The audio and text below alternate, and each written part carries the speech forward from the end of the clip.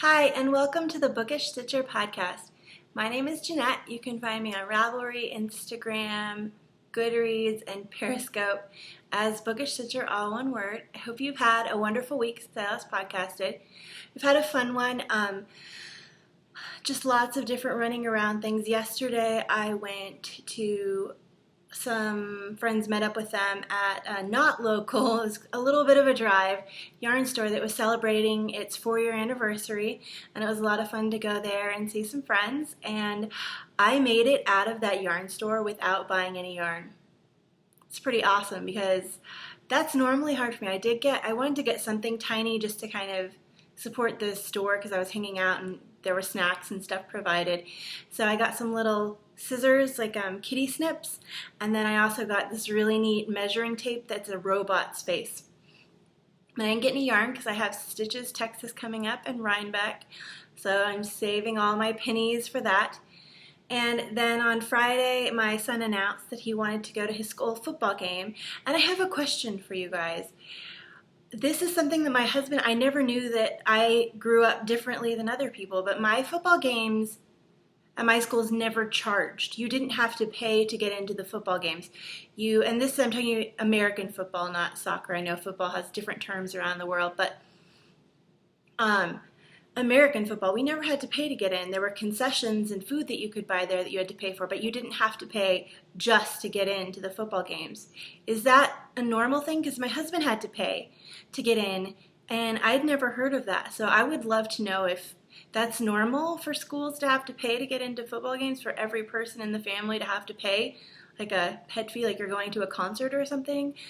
But yeah, so that was Friday, and we ended up deciding that we were going to wait for a different time when it was a little cooler, if we were going to have to all pay to get into this football game, so we can stay for a really long time instead of just going for a couple minutes before when it get too hot. And today we've just been running around enjoying the 3-day weekend. I went to a craft store, it's called Joann's here in Texas, and got some stuff to make my daughter some dresses with the sewing machine that my mom gave me, and I'm really excited. I think that's another rabbit hole, but I won't be showing that on the podcast. I probably might show it once I finish something maybe, but I'm excited to have my daughter's entire wardrobe be handmade. So let me show you what I have finished this week knitting-wise. My husband has a baby shower coming up for one of his coworkers. His coworker Matt, who he works with, his wife is having a baby, so they're throwing a baby shower for Matt. And this is where having a drawer or like a box of pre-done baby knits really pays off for me, because he told me about this and I can just pull stuff out. So I already had a little washcloth, but I knit up another one. So this is the one that I made just recently, and I've used this yarn before and I had extras. And the other washcloth that I already had knit up, I didn't bring it down, but it's a pink one and it has a little baby bottle done based upon the knit and the purl stitches. You can make a design.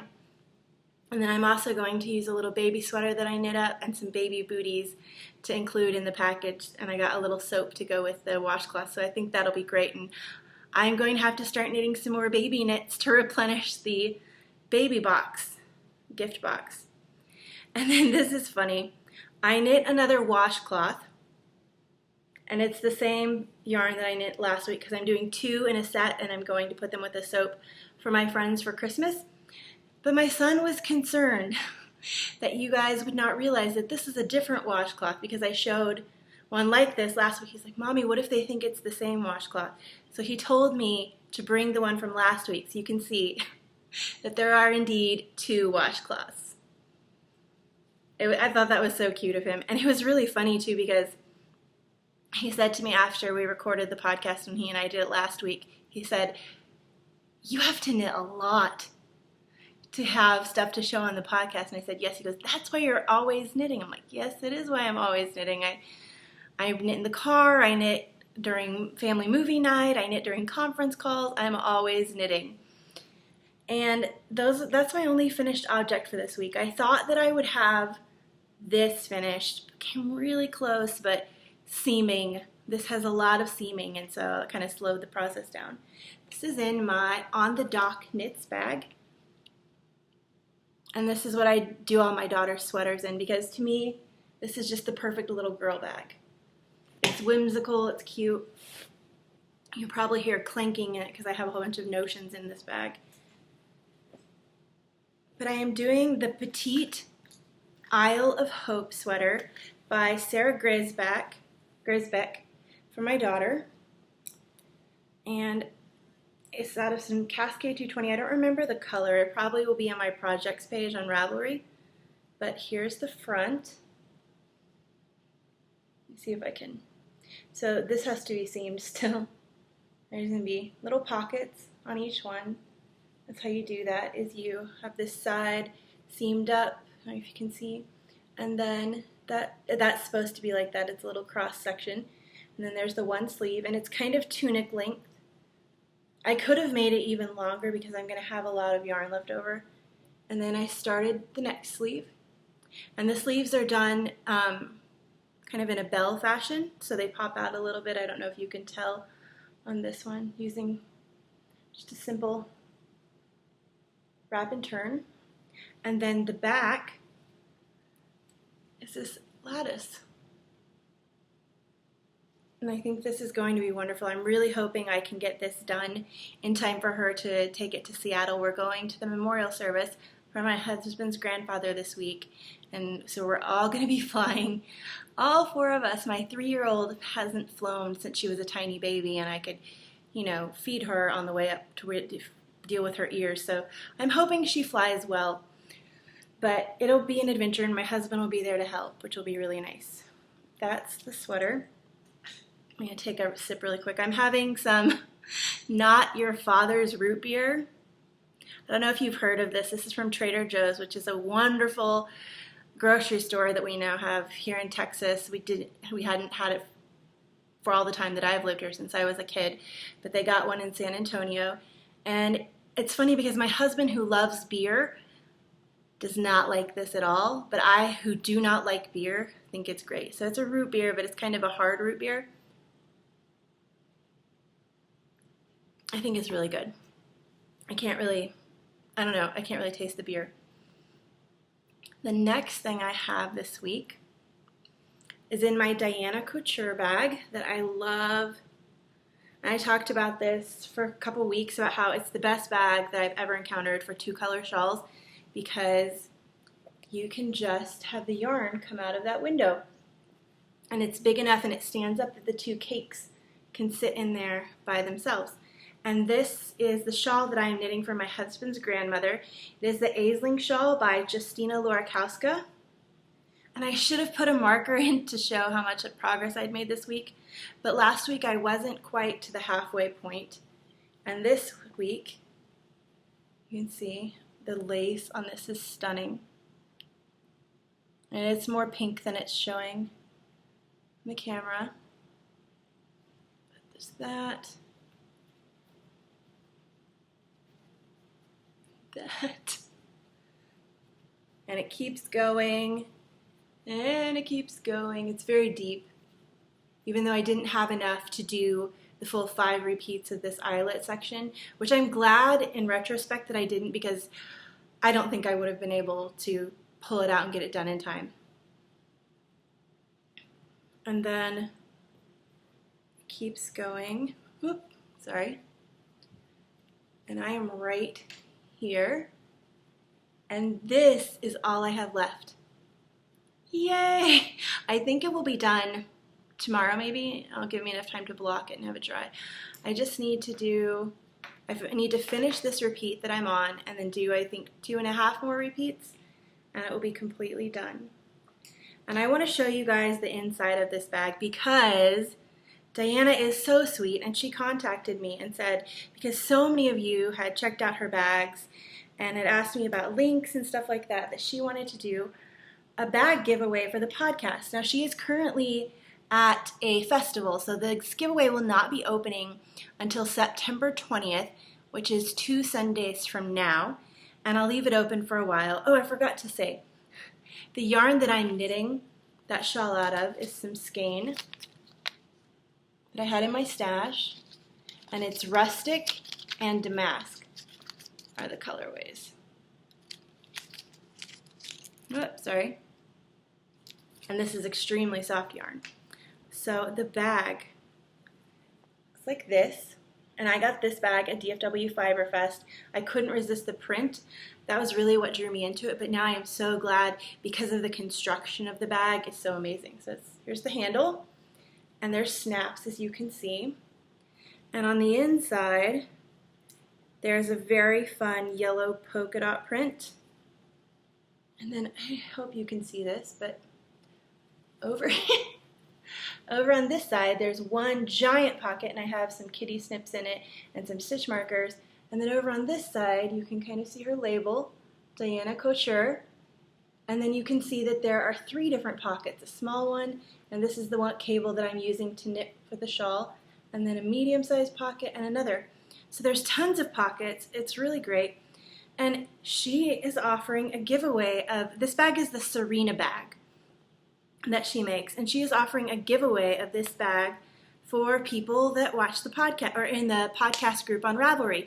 So if you're not on the Ravelry group, go ahead and go over there and join, because I would love to have you. I love to get to know everybody that watches the podcast, because I want this to be a friendship thing, not just a me speaking out into space. But she is going to donate a bag. That giveaway, like I said, will start September 20th, and her store right now is closed because she is at the Yarn Festival, but I will open it up on September 20th, and what I would like you to do is just, or she said for the prompt, just whatever you like in a bag, different constructions and things like that. And because I would really like to get the word out about how amazing her bags are to more people that, you know, don't necessarily watch the podcast and haven't seen it, but people that knit 2-color shawls or just like really well-made bags. So I'm going to do something cool on the thread. If you tag a friend, or if you want to tag more friends, or however many you want, who also you think would like this bag, then, and who haven't seen the podcast so that they don't know about this bag, so get the word out for her shop, then I will give another entry. So let's say if you just want to just put in an entry for yourself and say what kind of bag you like, then that will count as 1 entry. But if you want to tag some friends so we can get the word out on her awesome bags, then that will get you 2 entries. My husband will do up the spreadsheet for the random number generator for that. So this is the bag. And the bag that she is donating is really cute. It's a different print than mine, but I am sure you guys will love it. That is the shawl. The last work in progress that I really worked on this week is in my Girl Cave bag. You can probably see I like similar prints. This is very kind of girly, but also it reminds me of a Tim Burton, I've said this, Tim Burton / vintage folk art. I started another Christmas present. My mom loves hand knit socks, but for some reason, I don't know what happens to them. She wears through them very quickly. So every year she gets a new pair of hand knit socks. And I'm using my sock ruler, which is great for when I'm knitting for her, because I wear a size 7.5 shoe American, and she wears an 11. So I can't just knit what I normally would knit for myself. I'm in the middle of a row because I was knitting in the car and I had to stop as soon as we got home. That is what it looks like. And the yarn I am using is some Opal in the Love Story.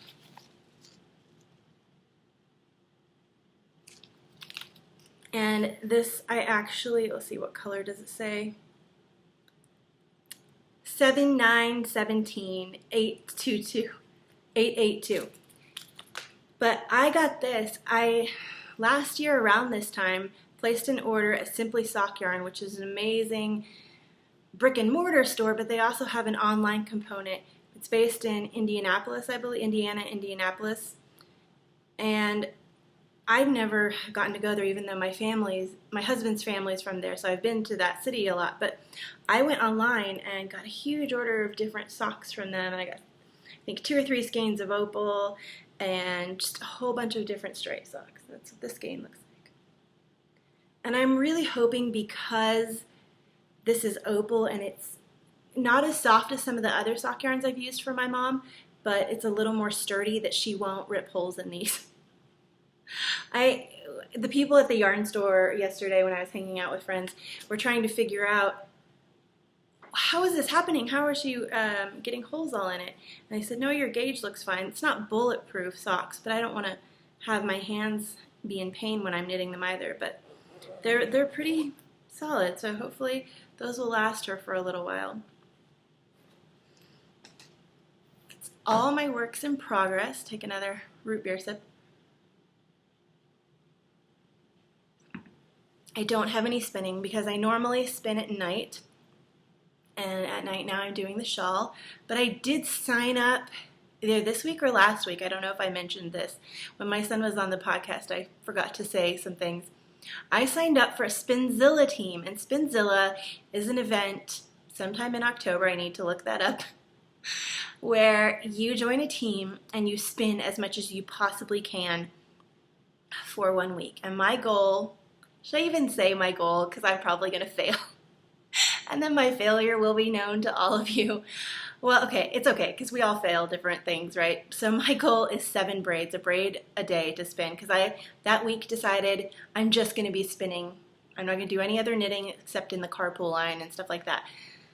So 1 week, and I'm going to really push myself to get a lot done. And the team that I joined is Happy You Fab Funky Fibers, I believe.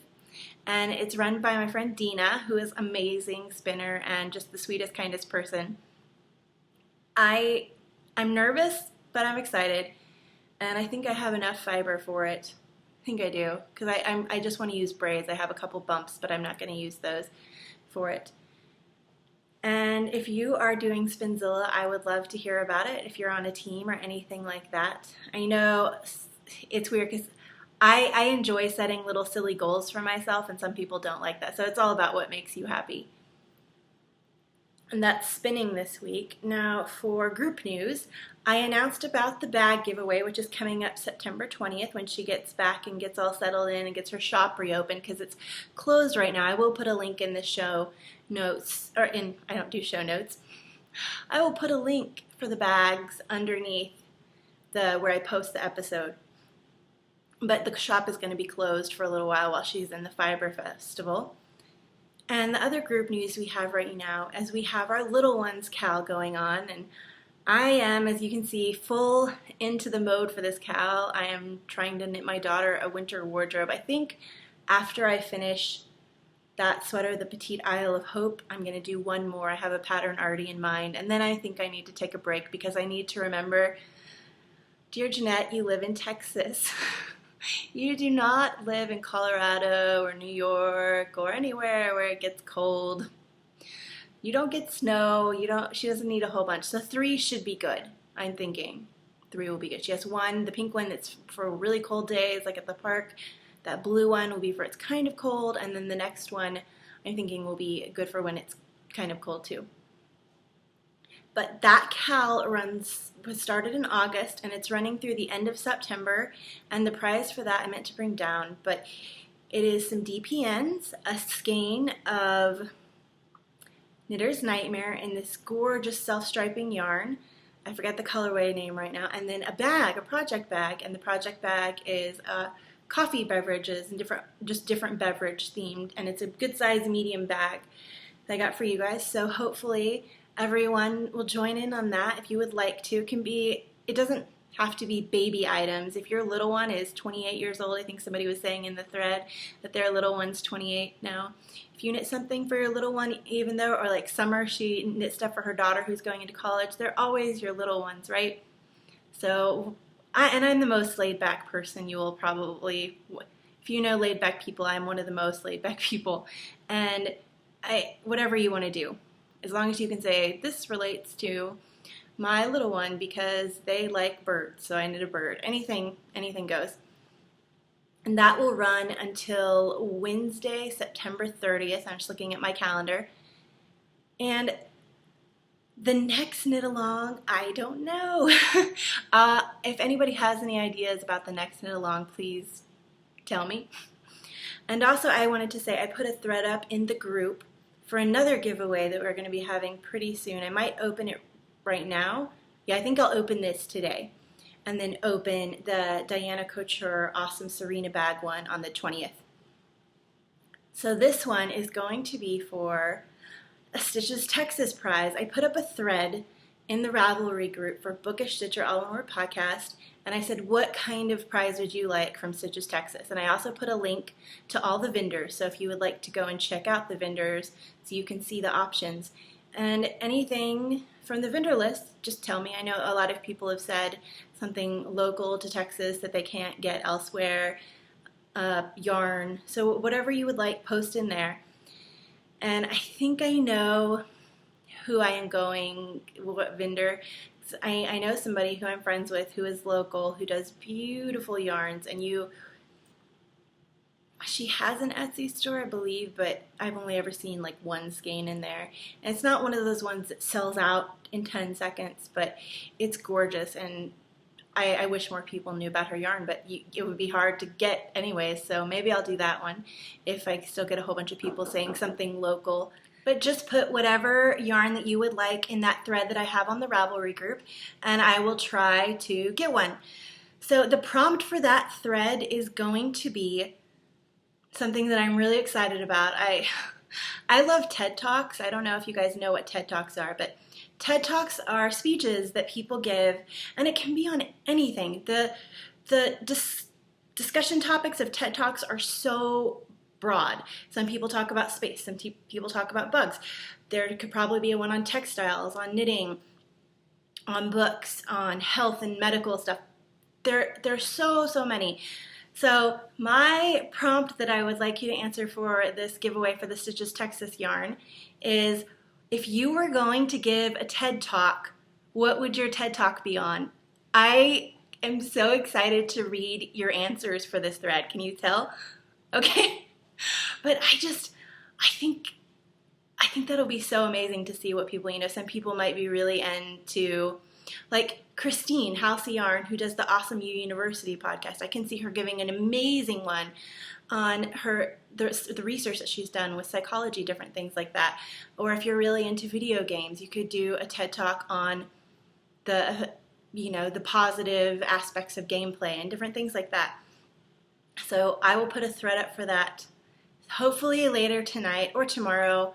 Might not be perfectly on my game with that, but I'm excited to read your answers. I hope everybody joins in that giveaway just so I can read your TED Talk answer. But yeah, go and post what kind of yarn you would like, and then if you want to enter for that, then post for the TED Talk. And then on September 20th, there will be the giveaway for the Serena bag by the awesome Diana Couture. Now for enabling this week. I finished all my SSK enabling, so there's not really anything left from that, but I did have something that I caught an update from. It's like a ninja. I never catch these, but I've seen her yarn, and I thought it was so pretty. So one Friday happened to look, and there was one skein left. And I got this a while ago, but I'd been showing SSK yarn, so I hadn't shown this yet. But this is the yarn. So pretty. So very pretty. Voolenvine yarns, and it's Wolky, and the colorway is Oui, which is French for yes. And it is an 80-10-10 merino cashmere nylon, and it's a misfit, so it was even, I think, a clearanced one, because it wasn't one of her normal colors. It's basically a white with flecks of blue and red. It almost reminds me of a subtle 4th of July colorway, maybe. I think it'll make a great shawl.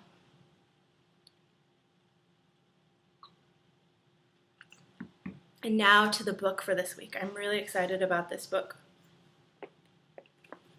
Okay, so my question for you before I start this, well, I guess I'll go ahead and do the book review and then ask the question, but the book this week is Revolutionary Road by Richard Yates. And as you can see, now a major motion picture. I actually had not read this book until right before the movie came out. I went in online and was looking at movies that were coming out with different actresses or actors that I like, and I saw that Kate Winslet, who her acting is amazing. She does so well in any role that you put her in. And Leonardo DiCaprio, if you grew up in the 90s, you probably know who he is. He was kind of I had a crush on him when I was in high school. but they are coming back. They haven't been in a movie. They did come back. They haven't been in a movie together since Titanic, I believe. But they came back together to do this book. So when I heard that they were coming together to do it, I immediately went and bought the book and read it so that I could have read the book before I watched the movie, because I like to do that.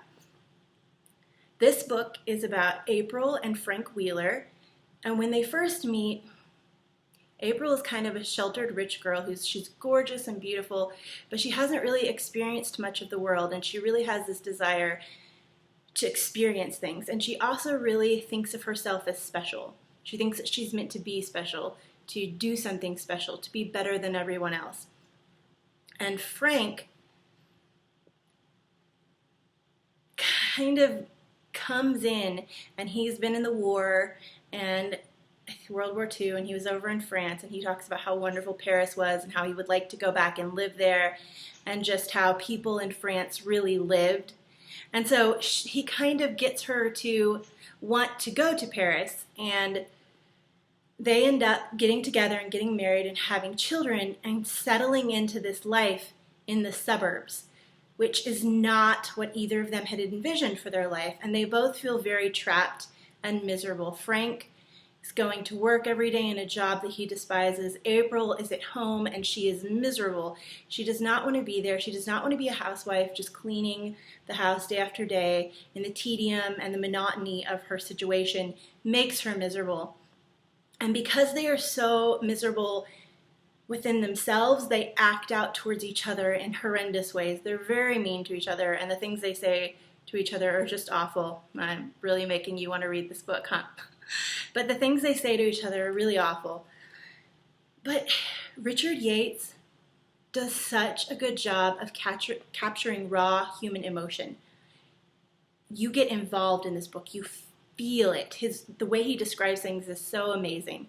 I really think that, and I've heard different people talk about that Richard Yates is one of the best, least known authors. And so they're living in these lives that they're just bored of. And April gets this idea, and I won't give anything away for the end or anything like that, but April gets this idea that they should move to Paris. She's like, who cares that we have kids? Let's just uproot everything and go to Paris.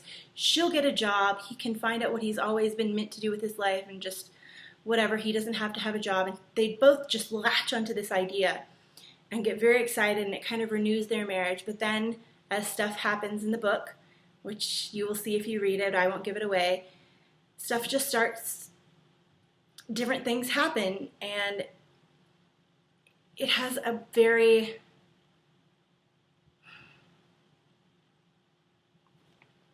can you tell I'm trying to find the word?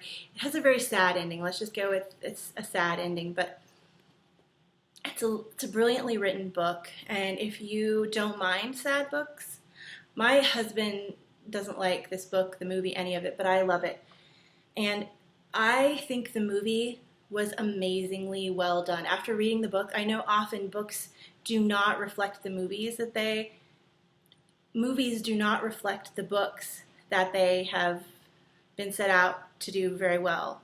Sorry, I'm a little bit flustered. My mom just got here, so I had to pause the screen. You won't see it because I will edit this video.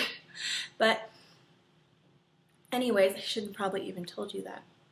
This movie-book relationship, I feel, was one of the best done. I'm very selective about that. Well, not really, but I'm pretty selective about that. And I think that there's this scene in the movie where Frank is going to work, and he's in a sea of men, and they're all dressed the same, and it's hard to even pick him out. But you can just feel the despair and the tedium of his life that he's going through. And the score is brilliant. So if you don't maybe want to invest time in the book, then you could check out the movie, which I think is wonderful, as I've been saying.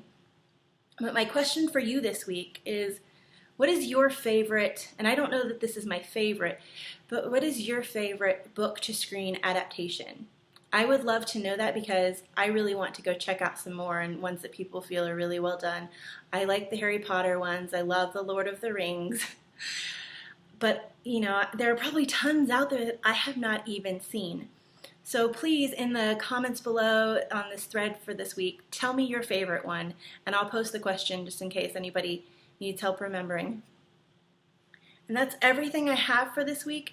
Next week's episode, I will have one, but it'll be kind of different because it'll be on location in Seattle. Because I will be in Seattle for the memorial. The memorial isn't the same day that I normally podcast. Those will be on different days. But it might be up a little later. I'm hoping to get some video from Seattle because it's gorgeous. If you've ever been, you know that the mountains, and it's so scenic and green, which is San Antonio is not green. And we're going to take my kids to some of the special places around Seattle just for fun. So I really would like to have a short little podcast because I won't have a ton of knitting. And then at the end, if you like videos of people's kids and beautiful scenery, then hopefully there'll be one of those with some sound and music and editing stuff. So there will be an episode next week. It just might be later than normal. And that is everything I have. So I hope you guys have a wonderful week and that you get to do all the things you love. Okay, bye.